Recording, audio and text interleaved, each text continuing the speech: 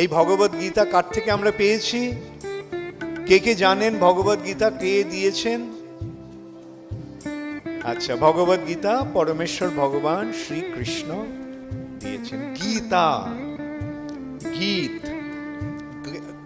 ভগবান গেয়েছেন, গেয়েছেন। এটা ভগবান যেন সঙ্গীতের মতো এটা গেয়েছেন, ভগবত গীতা।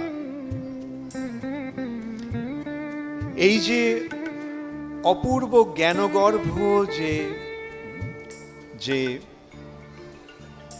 তত্ত্ব, সেটি ভগবান আমাদেরকে স্বয়ং দান করেছেন। এবং তিনি কিভাবে দান করেছেন? তিনি প্রথমেই এই যে তত্ত্বজ্ঞান, এই তত্ত্বজ্ঞানের শুরুতেই ভগবান এই বস্তুটি নির্ণয় করেছেন, এই তত্ত্বটি নির্ণয় করেছেন। ন জায়তে মৃয়তে বা কদাচিৎ। আত্মার কখনো জন্ম হয় না, আত্মার মৃত্যু হয় না। ভগবান আরো বলছেন, নৈনং ছিন্দন্তি শস্ত্রাণি। এই আত্মাকে অস্ত্র দিয়ে কাটা যায় না, কোনো অস্ত্র দিয়ে আত্মাকে কাটা যায় না। নৈনং দহতি পাবকঃ। এই আত্মাকে আগুন দিয়ে পোড়ানো যায় না। ন চৈনং ক্লেদয়ন্ত অপ। এই আত্মা জল দিয়ে ভেজানো যায় না। নায়ং শোষয়তি মারুতঃ। বা বায়ু এই আত্মাকে শুকোতে পারে না। দেহটাকে অস্ত্র দিয়ে কাটা যায়, দেহটাকে আগুন দিয়ে পোড়ানো যায়, দেহটাকে জলে ডোবানো যায়, দেহটা বায়ু দিয়ে শুকিয়ে যায়, কিন্তু আত্মা এর দ্বারা প্রভাবিত নয়।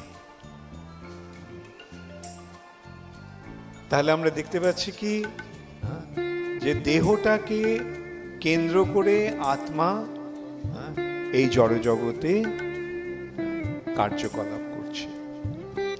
এখন অনেক রকম দেহ রয়েছে, 84 লক্ষ দেহ রয়েছে।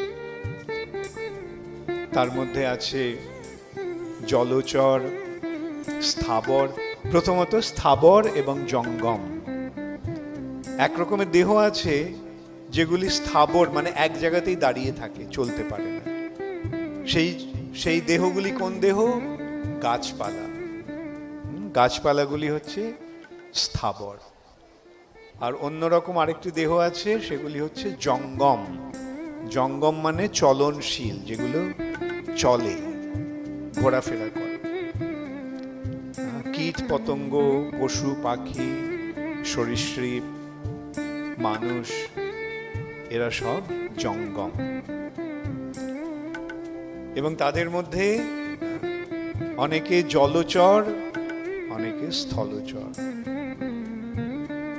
তার মধ্যে আবার কেউ কীট পতঙ্গ শরীর, কারো পশু পাখির শরীর, এইরকম 80 লক্ষ বিভিন্ন রকমের শরীর রয়েছে।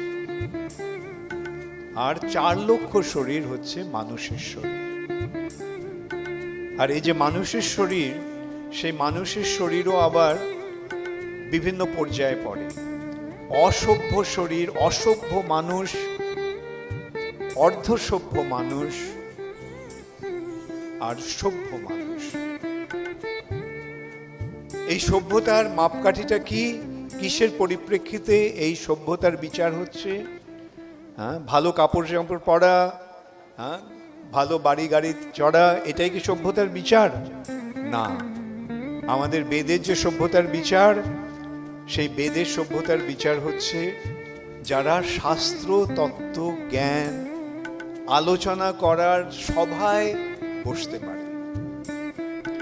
যেই সভায় এই আত্মতত্ত্ব জ্ঞান আলোচনা হয়, তারা হচ্ছে সভ্য।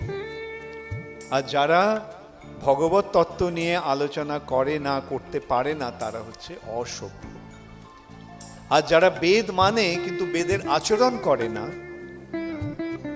তারা হচ্ছে অর্ধসভ্য।